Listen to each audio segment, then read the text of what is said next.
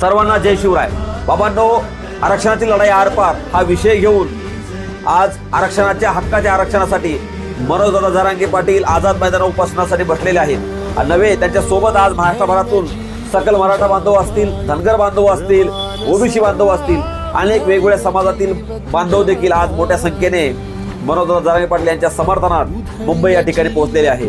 मी सकाळी एक व्हिडिओ पाहिला, त्यामध्ये अनेक समाज बांधव माझे रेल्वे स्टेशनच्या निवाऱ्याखाली झोपलेले मला पाहायला मिळाले. तर माझं मुंबईतील सर्व उद्योजक बांधवांना विनंती आहे, प्रत्येक समाजातील बांधवांना विनंती आहे, बाबांनो, हे माझे मराठा बांधव या ठिकाणी आज आरक्षणासाठी आलेले आहेत.